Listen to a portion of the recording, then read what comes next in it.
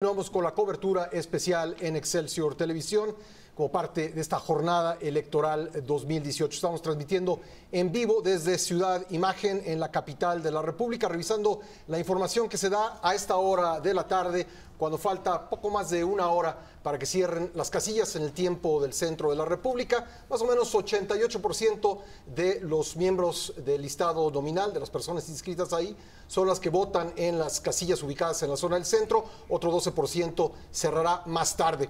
Presento en la mesa esta tarde a mis compañeros Francisco Sea. Paco, ¿cómo estás? ¿Cómo estás, Pascal? Buenas tardes. También está con nosotros Vianey Esquinca. Vianey. ¿Qué tal? Muy buenas tardes, ¿qué tal? Y bueno, para apoyarnos en el análisis esta tarde, saludo cordialmente a José Lía Romero Apis. Pepe, ¿cómo estás? Pascal, muy buenas tardes a todos. Francisco Garfias. Pacho. ¿Qué tal? Buenas tardes. Y Carlos Elizondo.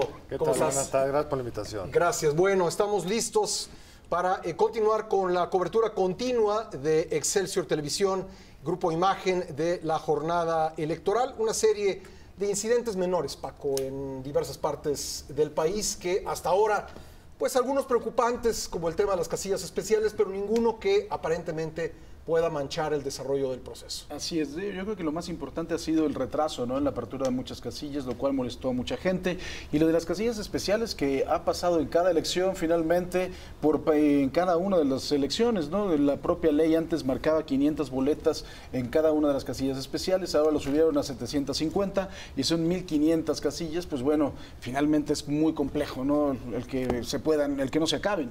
Bueno, vámonos, gracias Paco, vámonos ahora a Ancho. ¿Cómo ves esta jornada electoral? Pues dada su amplitud, la importancia de ser una elección que evidentemente pues es histórica, y no estoy exagerando en el calificativo, pienso que debemos regocijarnos de que solo se trate de incidentes menores, de que estemos hablando de casillas especiales y que no estemos hablando de otras cosas que pudieran suscitarse. Parece ser que las tendencias ayudan a que esta situación no sea de encono, es decir, parece que hay una ventaja clara para un candidato, entonces eso ayuda de alguna manera a apaciguar la situación. Carlos, pues creo que es interesante que el principal problema tenga que ver con el ánimo que tiene la gente, el deseo que tiene de votar. Sin duda, esa es la buena noticia, que ese es el problema. Es cierto, como dice la consejera, que el problema de fondo es que la ley obliga a restringirlo por la desconfianza histórica de cómo se organizan las elecciones. Recordarás, Pascal, que uno de los mitos de los fraudes antiguos es que en las casillas especiales donde se cocinaba todo el fraude, y por eso la ley lo restringió en los números que ya se comentaban. Ahora, a mí me parece, estando de acuerdo con lo que dijo Pancho, que incluso por lo que podemos ver en estados donde van muy competidos, Veracruz, Puebla, también está muy tranquila la cosa. O sea, no solo el que el resultado sea probablemente muy amplio lo explica que están muy bien organizadas las elecciones. Mira, fuimos a votar mi esposa y yo, nos tomó 4 o 5 minutos. Hemos visto todas las colas que representaba para el grueso de los ciudadanos en Estados Unidos, no en Venezuela, en Estados Unidos votar, pues porque nadie tiene tantas casillas, tan cerca, tan bien organizadas. Entonces creo que lo que podemos hacer es celebrar un proceso hasta ahora muy participativo, con un INE que ha funcionado muy bien. Y en este país, con las complejidades que tiene, que solo no se han instalado 10 casillas de las 156,000, o sea, ¿qué otro procedimiento gubernamental sale tan bien? Entonces creo que tenemos que estar contentos. Ya habrá tiempo para analizar los resultados, que no los conocemos y no podemos hablar de ellos, pero en sí la jornada yo creo que es la de un país democrático y tranquilo que esté esperando lo que las encuestas de salida en su momento y claramente las autoridades electorales determinen respecto al resultado de la misma. El presidente del INE, el consejero del INE, dijo varias veces que no estaban recibiendo todas las quejas electorales que en otros procesos se habían recibido. Ahorita veíamos el reporte de la FEPADE que dio a las 2 de la tarde y hablaba de 1,106 denuncias que se están concentrando en Puebla, en la Ciudad de México, en el Estado de México, en Chiapas, Oaxaca y Veracruz. ¿Cómo entender entonces que parece ser que se guardaron todos los partidos políticos para en este momento hacer todas las denuncias que no hicieron a lo largo del proceso electoral? José Lías. Sí, efectivamente, pero es la jornada electoral la que mayor incidencia tiene de este tipo de denuncias. Es decir, es en la jornada electoral donde se presenta la posibilidad de irregularidades en cada una de las miles de casillas que se instalan. Previo a la jornada electoral, las denuncias son básicamente por conducta de los candidatos o por conducta de los partidos. Normalmente son por conductas y acusaciones, denuncias de unos versus otros. No son precisamente el tipo de cuestiones en los que ya la ciudadanía tiene una participación directa, como es el día de la jornada. Que además de todo, José Elías, el catálogo de delitos electorales, la gran mayoría se cometen el día de la jornada. O sea, el votar sin credencial de elector, por ejemplo, amenazar a la persona para que el voto sea en favor de una u otra fuerza política. Hay una gran cantidad de conductas que en este catálogo de delitos electorales tienen que ver con el día de la elección. El acarreo de electores, las operaciones carrusel, etcétera. Pero yo creo que eso ha disminuido. Muchísimo. Lo que teníamos hace algunos años. No leímos elección de Estado, que yo recuerdo que cada elección presidencial se hablaba de una elección de Estado con esta que iban entregando todos los funcionarios federales, estaban apoyando. Esta vez pareció que el discurso cambió. Pero eso tiene que ver con lo que dice Francisco. En la medida en que parecería que un candidato opositor tiene altas probabilidades de triunfo, toda la retórica de la elección cambia. Eso sucede cuando el partido en el poder va arriba y entonces eso genera rápidamente una validación de como nos imaginamos son los procesos electorales. Lo que es rarísimo es que todavía ayer había quienes te decían, oye, al final vamos a ver la sorpresa y el PRI va a ser una cosa extrañísima.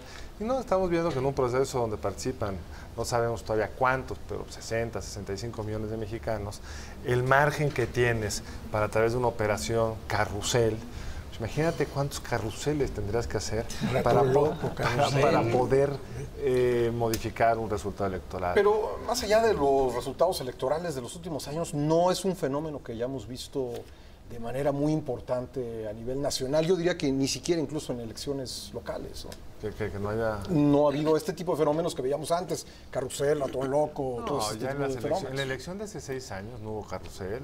No, esas prácticas desaparecieron hace 20 años. Y sin embargo están en el discurso de algunos candidatos. Pero desaparecieron también en gran medida por las modificaciones tan drásticas que se le hicieron a la ley electoral, que también por eso se ha convertido en una democracia tan cara la mexicana. Yo siento que la trampa, por llamarlo de otra manera, no está el día de la elección, porque como dice la incidencia de estas operaciones, pues a estas alturas sería, yo creo que está en la compra de votos, que eso es algo que no pueden controlar.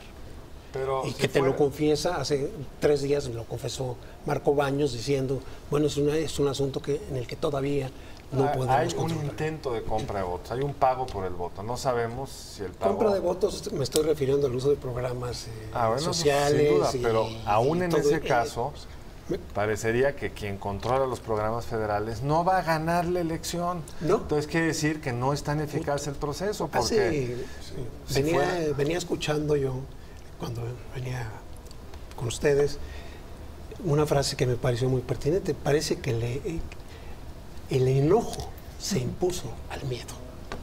Vamos a quedarnos con esta frase para... Una frase que te gustó bien. El enojo se impuso al miedo. Y entonces la gente salió a votar masivamente y tenemos problemas por eso.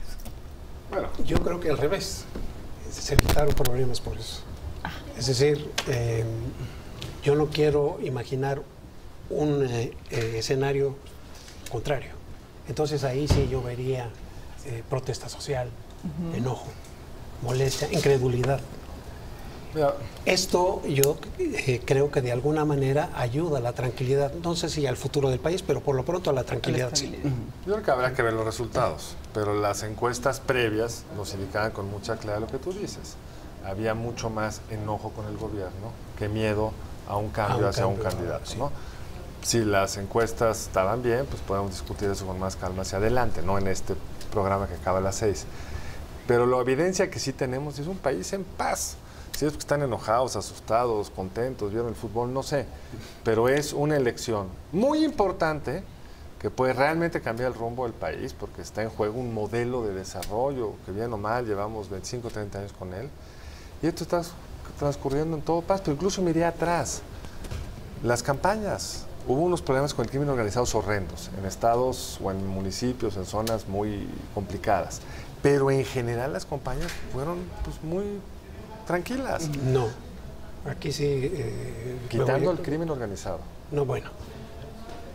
Pero es que no puedes quitar un elemento de un clima general. ¿En qué sentido, Pancho? En el sentido de que a lo que estábamos acostumbrados era al Estado metiéndose, eso no pasó, o no pasó en el sentido de asustar a los candidatos. Hay un incidente ahí de la PGR, uno de los candidatos que podemos discutir, y tampoco sucedió el que en los mítines importantes hubiera conflictos entre las partes, hubo un incidente o dos a lo mucho a lo largo de la campaña. Sí, perfecto en un país de 120 millones de habitantes, con los niveles de violencia que tenemos, no puedes esperártelo. Pero lo que quiero decir es, para lo que está en juego, parecería que los mexicanos están dispuestos a aceptar que las urnas decidan. Te la compro para este día, pero para todo el proceso electoral sí hubo violencia, sí estuvo marcado por... Pero violencia del crimen organizado, horrendo. Como hubo dije, violencia... como dije de saque, horrendo. Horrendo, y lo que quieras. Pero automáticamente estamos diciendo fue el crimen organizado. No sabemos si Pero ¿tú crees, Pancho, que esa violencia del crimen organizado haya sido de alguna forma asusada por el propio discurso, por las propias propuestas de los candidatos? No, ¿o fue es una asusada por intereses. Es decir, yo no quiero que este gane porque si gana no voy a poder poner al secretario de Seguridad o pedir esta obra u otra, como suele ser, como suele ocurrir, como ya está. Dejaron crecer ese problema y ahora tienen imposibilidad de controlar. Y además me parece que hubo pocas declaraciones de los propios candidatos al respecto. Yo creo que el problema más grande que va a tener el futuro presidente de México es la violencia. Y la omisión más grande que tiene el gobierno saliente es la violencia. Este país trae una crisis de seguridad terrorífica. Entonces, es una cuestión, obviamente, de matiz. No estoy diciendo que estemos en el nirvana, estoy diciendo que para ese contexto, yo me había imaginado una situación más problemática, incluida el día mismo de la jornada. No es para celebrar 130 y tantos muertos entre funcionarios y candidatos, miles de candidatos que decidieron retirarse porque les dio miedo, pues, entidades donde tenemos claro que domina el crimen organizado y no hubo violencia porque ya no la necesitan, seguramente se inscribió el que ellos querían que se inscribieran. Sí. Quiero ser muy claro que no estoy defendiendo la situación, ni mucho menos. Mi artículo del jueves pasado es justo sobre esto. Lo que pasa es que el término muy tranquilas como que me brincó. En el sentido muy sencillo, que está en juego la presidencia de la República, está en juego un modelo de país y los mexicanos están, esperemos que viéndonos a nosotros, pero tranquilamente esperando el resultado electoral. No están en la calle protestando, no están marchando. Ni lo estarán si las cosas están esperando. Ahora se atención también la figura de los candidatos independientes. Tuvimos dos, una que en un principio parecía muy atractiva, Margarita Zavala. Por el otro lado, alguien, y José Elías lo entenderá muy bien, que pues creo que evidentemente violó la ley, pero por una decisión del Tribunal Electoral del Poder Judicial de la Federación acabó en la boleta. Yo me ponía a imaginar en el caso totalmente pues mafufo de que hubiera ganado, imaginen nada más que el propio Instituto Electoral tuviera que reconocer el triunfo del señor que dijeron que violó la ley. No, esas son las cosas locas, ¿no?, que tiene la propia legislación de este país. Pero el papel de los independientes, ¿va a crecer, no va a crecer? Antes había, además de todo, un ánimo ciudadano muy importante en favor de los independientes y parece que era un reclamo general el que estábamos hartos de la partidocracia y al final llegan dos independientes y la verdad es que no levantan de forma importante. Yo creo que aquí hay dos temas. El primero, no llegó ningún independiente. Sí. Las barreras de entrada para que un ciudadano común y corriente diga yo quiero, me inscribo y alcanzo a estar en la boleta son muy difíciles. Si no tienes una estructura, y para tener esta estructura, ambos casos son gente que venían de la política formal, sabemos de dónde, el Bronco del PRI, Margarita Zavala del PAN, y es desde ahí, en el caso además del Bronco, desde una gobernatura, donde se construyen como candidatos independientes de los partidos existentes, pero no independientes de una estructura política previa existente, una serie de nexos y acuerdos. Ahora, yo no los declararía muertos tan rápido. Vamos a ver el resultado. No digo que pueda ganar el Bronco, o que cualquier cosa pueda pasar en una elección, sería muy, muy difícil. Pero vamos a ver qué tan bien le va, porque ahí va a haber un termómetro del hartazgo del electorado con 3 candidatos de frentes pues, claramente vinculados a los 9 partidos que tenemos registrados en México, y si al Bronco le fuera bien, pues sí nos estaría mandando una señal que aún un personaje con todas estas características algo atrapó de de incomodidad de tantos mexicanos. Y luego habría que ver los otros cargos, ¿no? Claro. Porque también a nivel de, sobre todo a nivel de senadores, a nivel de alcaldes, puede haber cosas interesantes. Kumamoto, Por Cloutier. ejemplo, ¿no? José Luis Romero Apis, ¿ves temas en este momento que pudiesen ser motivo de una nueva reforma electoral pasando esta elección? Yo creo que eso ya es un lugar muy común en la legislación mexicana, es decir, que no celebremos 2 elecciones bajo la misma ley, bajo las mismas normas electorales, sino que haya cambios siempre.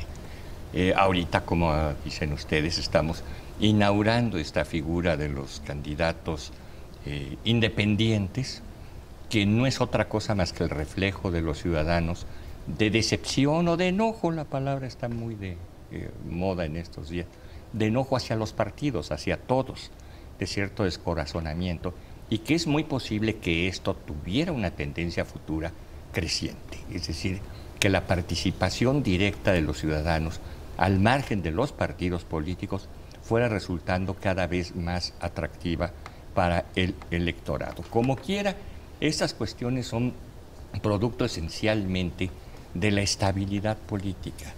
No son las elecciones las que nos dan o nos quitan la estabilidad, es la estabilidad la que nos da elecciones. Tenemos elecciones porque tenemos estabilidad. Cuando se pierde la estabilidad, de lo primero que se posterga o se suspende son los procesos electorales.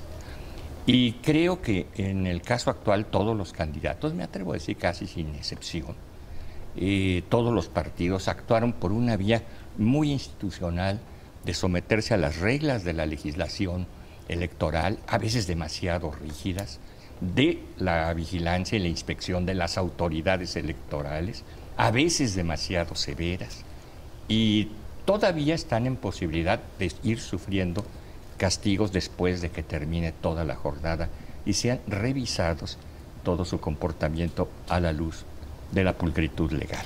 Déjenme preguntarles algo.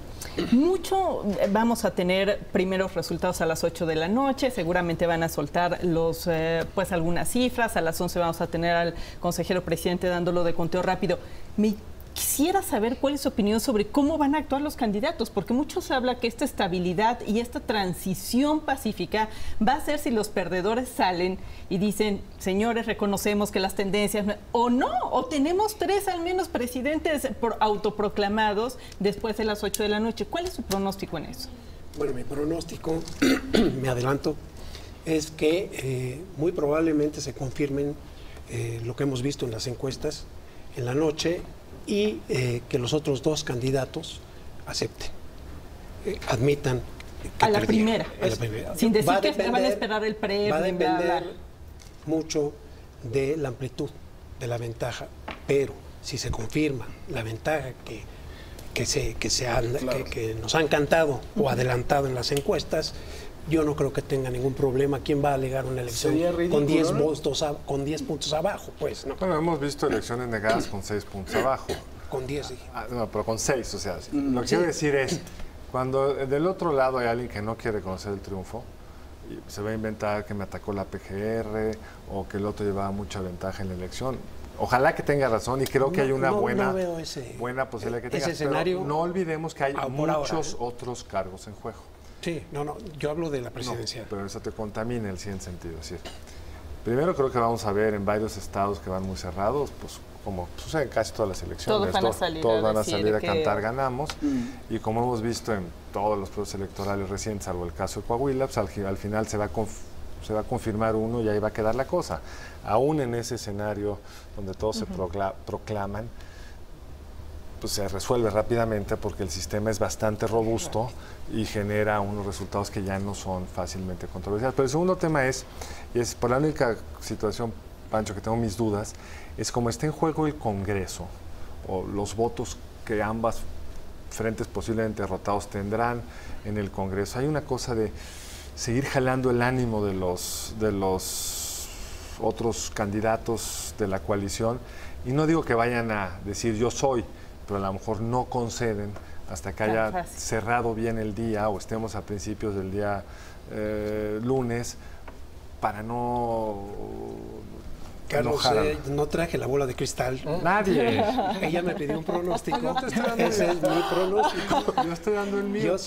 Yo sí pienso que en lo que se refiere a la elección presidencial, no vamos a tener en la problema de diferencia de votos será simplemente mucho más por claro quién va a ganar pronóstico. y los que van a perder. Yo tampoco tengo bola de cristal, por supuesto, pero ¿sabes qué es lo bueno? Pero lo vamos a saber muy déjame pronto. precisarte en donde sí puede haber ese escenario es en las 9 gubernaturas, porque los resultados ahí en algunos estados están muy cerrados. Hay 3 estados muy cerrados. Dice José Luis que por favor le dejen decir su pronóstico. Adelante. ¿Cuál es ¿Tú qué crees que va a pasar? Yo creo que lo único que podemos adelantar en ese momento, y ya se ha adelantado desde hace muchas semanas, es uno, que el ganador no lo será por mayoría absoluta, no llegará al 50% de los votos, que será un presidente electo con el enojo mayoritario de los ciudadanos, que son al final de cuentas los que habrán perdido, puesto que serán más que los que le atinaron a su candidatura.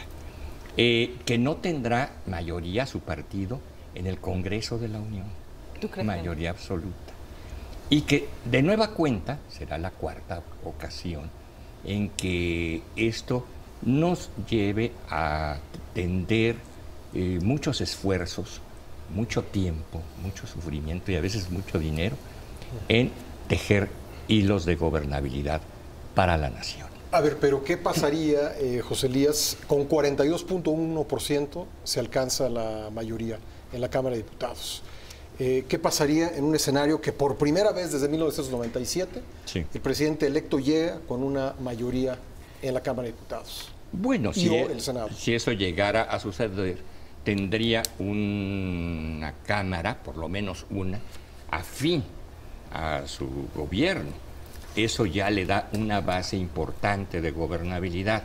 Le faltaría la otra Cámara. También depende cuál tenga. Si tiene la Cámara de Diputados, tiene el presupuesto. Si tiene la Cámara de Senadores, tiene los tratados.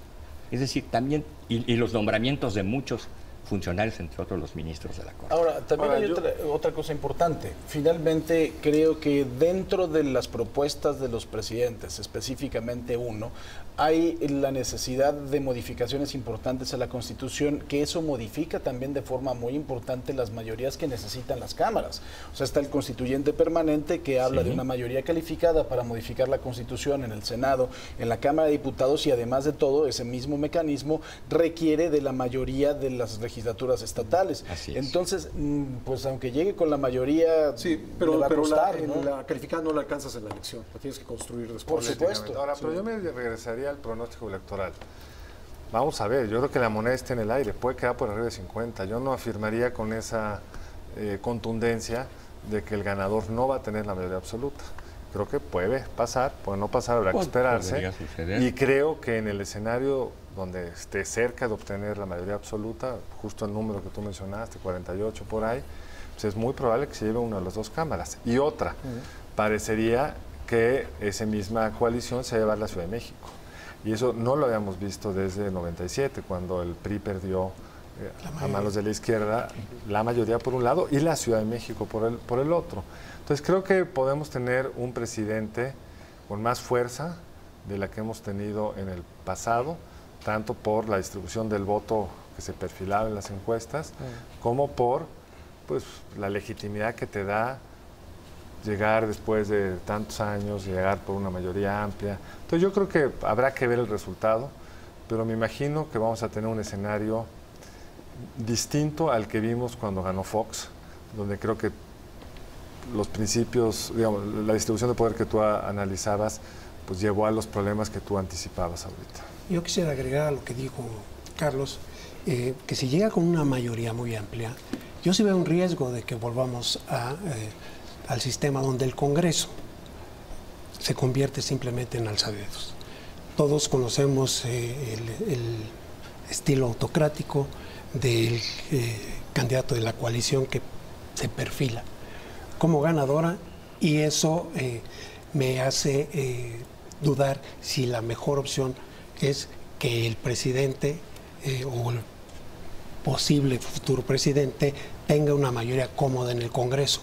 Eso yo creo que en las circunstancias nuestras no sería conveniente. Si este candidato ganara no solamente el Congreso o la presidencia, sino la mayoría de algunas elecciones, muchas otras se van a definir en el tribunal seguramente, ¿cuál sería o cómo estarían viendo ustedes que tendrían que ser de ahora en adelante las negociaciones, los acuerdos, los consensos?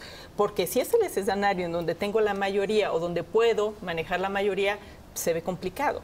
¿Cómo le juegan los gobernadores? Sí, desde luego. De todas maneras, recordemos que la llamada mayoría constitucional no la puede tener un solo partido. Es decir, ningún partido puede tener más del 60% de la integración camaral. Y para reforma constitucional se requiere el 66 y 2/3. Es decir, ningún partido por sí solo puede reformar la Constitución mexicana. Siempre necesita el consenso de las otras fuerzas congresionales. La mayoría en las legislaturas sí es una mayoría simple. Es decir, basta con que la mayoría de las legislaturas, que en el caso mexicano actual serían 17, votar en un sentido para favorecer la reforma constitucional. Ahora, si bien es cierto eso, yo agregaría dos cosas. Uno es lo que dijo Pascal. Si estás cerca de la mayoría absoluta, con ese límite del 60 al que tú haces alusión, sobre todo en una coalición que está conformada por 3 partidos. Entonces eso ya les permite acercarse al 60 entre ellos. Pues la negociación con algún otro grupo no se necesita el consenso de los partidos, se necesita el 66%, que no es consenso. Exacto. Puedes construir una mayoría no tan difícilmente. Y hay otro elemento bien interesante, que hay unas 27, si recuerdo bien, elecciones de congresos estatales. Y normalmente cuando coincide con una elección presidencial con las que tienen estas características, y por como parecería que está redefiniendo el sistema de partidos, pues podríamos ver un muy buen desempeño de Morena en estas elecciones estatales y ver también cambiado los pesos y contrapesos al interior de muchos de estos gobiernos estatales donde no va a cambiar el gobernador, pero está cambiando el Congreso estatal. Tiene razón Carlos en este sentido de las mayorías necesarias. Aunque está el tope de mayoría privilegiada para reformar la Constitución, pues la realidad nos dice, y le ha dicho a Carlos y a todos nosotros, que todas las semanas se reforma la Constitución. Algo se reforma en la Constitución, es decir, parece que lograr la mayoría constitucional No está complicado. hoy es más sencilla que la tabla del 1. Pero creo que algunas de las modificaciones que están propuestas no están tan sencillas, José Elías. Yo creo que Sí, desde luego. Reforma educativa, por ejemplo, reforma energética. Yo creo que hay algunas que los factores reales del poder, ya no digamos el Congreso, ¿no? Yo creo que los factores reales del poder van a ser parte importante de esa oposición, creo. O sea, dices darle marcha atrás a esa reforma. Sí, claro. Yo creo que ahí el candidato de la coalición Juntos Haremos Historia, Andrés Manuel López Obrador, fue en términos de la energética en el último debate muy claro. Cuando le preguntaron, ¿usted va a revertir la reforma? Ya no dijo sí, dijo voy a revisar los contratos. La educativa sí. La educativa fue sí, clarísima. sí. Ahora, ambas reformas, pues puedes dejar la Constitución como está y ser letra muerta. O sea, requiere Sí, claro, operarlas desde otro- una administración que esté dispuesta a hacer todas las cosas que se deben de hacer contra unas fuerzas en el educativo, pues, muy bien, en la educativa muy bien organizada.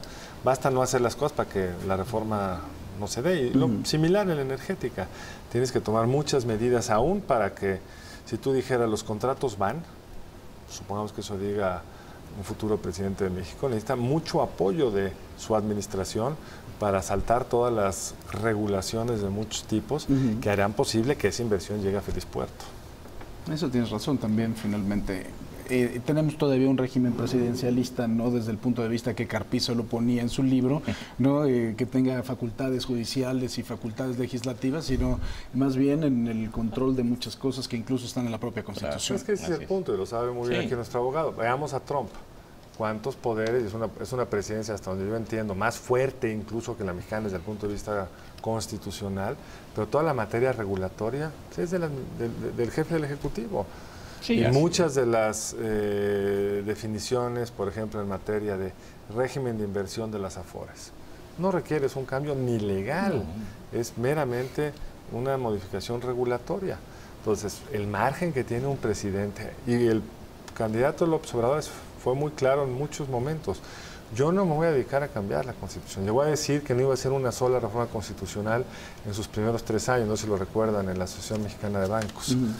Con el argumento, yo lo que voy a hacer es administrar lo que tengo. Yo creo que un presidente que entienda todos los hilos que tiene, sin empezar por Congreso, esos son hilos fuertes, aunque tú dices una cosa muy importante, José, es desde un punto de vista político muy importante para quien gane, si tiene o no el control presupuestal que se lo da la mayoría de la Cámara de Diputados. Así es.